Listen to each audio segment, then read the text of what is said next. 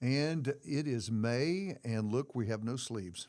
Everybody's in short sleeves because it's summer again. It's going to start warming up now. And because this is this first full week in May, we are transitioning our Bible reading theme as we work through the prophets. We are now to the theme of divine judgment, though it occurred to me that we probably ought to pair this with April's theme of Israel's rebelliousness, because the two kind of go together. Right. And one of the reasons I thought that was especially important is because God's judgments might appear some to be somewhat really, really harsh without the modifier of, but you know what was going on and what they were doing? Well, and that goes back to, some of those really dark readings we had in April. I'm thinking about like Ezekiel 23.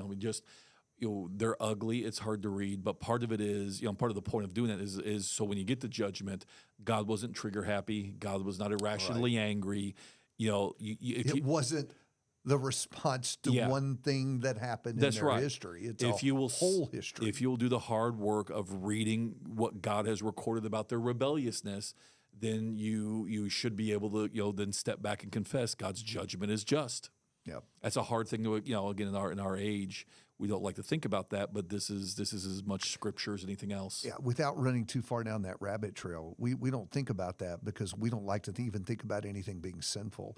Yeah. And so the idea of being judged, the idea of hell, all those concepts are just offensive to a culture who largely thinks that nothing is really wrong. It's just different choices people make. Yeah, and how dare you, or even how dare God, respond in such a way or do this. So, April was important for setting up May. So, in May, you're bringing us back to Amos. Yeah. Now, that was the prophet we actually read in February. Yep. And one of the things we noticed when we read Amos was there's this sort of intertwining of sin and judgment and sin and or sin and warning about divine judgment. So it kind of, they're interlaced with each other as you go through the book. You've picked this segment in chapter 8. Right, late in the book. Starting kind of the middle and going to kind of the middle of chapter 9. So talk a little bit about why you open with this segment, because the truth is, how long do y'all want the May reading to be?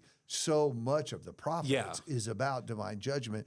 You pretty much could have picked any prophet. Well, that's right. Yeah, just like last month where we have a ton of material to choose from for Israel's rebelliousness, we similarly have a lot. So what I like about Amos here is, especially as an opening read this month, you see almost every aspect or a lot of aspects of what goes into judgment passages here in this one place. Ooh, okay. And so, for instance, you start in chapter 8 and verse 7 there, you start with, surely I will never forget any of their deeds. So there's last month, right? He has made clear the enormity of their sin. So God, literally as you read through chapter 8 into chapter 9, you will see God say things about how he remembers all your sins. You will see, like in verse 9 there, you will see the classic apocalyptic imagery that does not mean the end of the world. Literally, it means the end of the world as they knew it. If America, remember how you felt on 9/11? Those of you who remember 9/11, and it felt like the world had ended. And the world, because the world as we knew it was gone.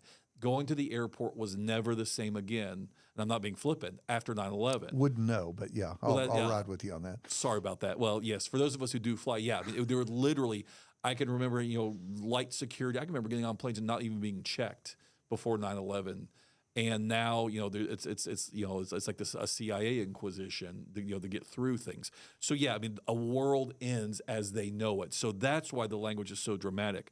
By the way, just as an aside, one of the reasons we struggle with the book of Revelation is because we haven't read the prophets. That's exactly right. And if we read the prophets, we'd go like, that was in Amos. Yeah. Oh, yeah, that's from Ezekiel. Right. Yeah. That's right. The stars can fall and it still not be the literal end of the world. That's exactly right. But it points up, just a way to validate what we're doing this year, it does point up the importance of having that Old Testament context when you work some of these New Testament segments. And a lot of the confusion is just because people haven't read and studied the whole Bible. Right. Otherwise, that would make perfect sense. Oh, that's right. But yeah, along with that, then other aspects of judgment. Chapter 8 and verse 10, God will take away the ordinary and the distracting parts of life in His judgment.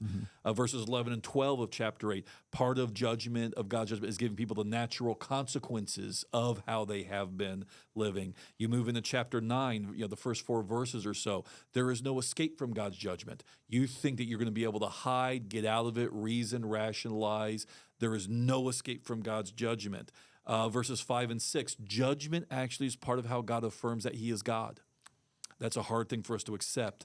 Verse 8, the little bit of hope in judgment, there will be a remnant. He will not utterly destroy. For all as ugly as our reading this week is up to that point, and yet He will not utterly destroy Jacob. And then at the end of it, even, there are those who deny God's coming judgment, and they'll be proven wrong. I think about like 2 Peter chapter 3. Scoffers in the last days will say, where's the promise of His coming?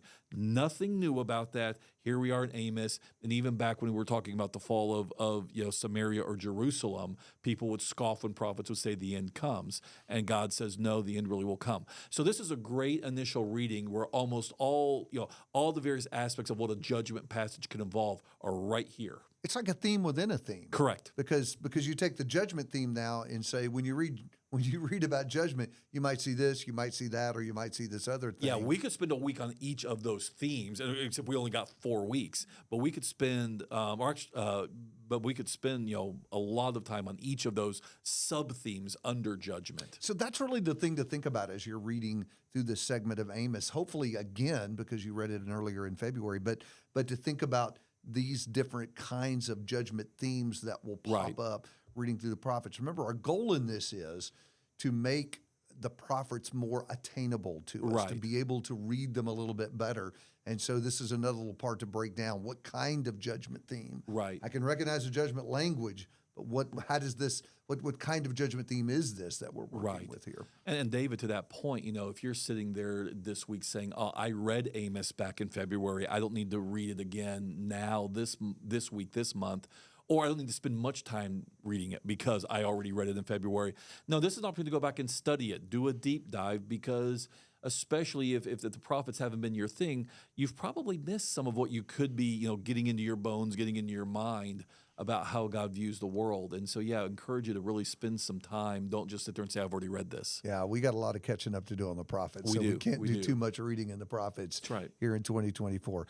Micah is our minor prophet. Yeah, new month, new minor prophet. Yeah, I like that you lined up the M's there. That makes it even more memorable. In May, we're reading Micah. So, quick word about Micah for folks who are going to start reading that prophet? Yeah, so basically he is a contemporary of Isaiah, the prophet. He doesn't have the same name recognition, nor did God give him as much material as Isaiah got. Isaiah being kind of one of the most influential of all the prophets in terms of his book. So Micah is a prophet in the same era as Isaiah. They were contemporaries. Micah's focus, we've talked about northern versus southern prophets, who they go to. Micah is primarily aimed at the southern kingdom. Judah. He's primarily aimed at Jerusalem, that's right. And so a lot of it will be there. Because he and Isaiah are contemporaries, there'll be a little bit of overlap in some of what they say. But so Micah's kind of the shortened version of Isaiah. Well, it certainly doesn't nearly cover the scope that Isaiah covers. Right. And ironically does say some things in a more poignant way than Isaiah does in certain areas. But and it's a relatively short book. It's only 7 chapters. So something that you can, certainly, I think, spend some time with, especially if you're giving into the temptation to say, I already read Amos. So there you go. That's exactly right. So, yeah. All right, so there's the month of May laid out for us. We're going to go through these passages about divine judgment and look at some different aspects of that. Going to begin reading through the book of Micah. So make your first trip through that this week. Give some thought to judgment. Jump back with us next week. We'll have another passage to look at and more thoughts about this prophetic theme.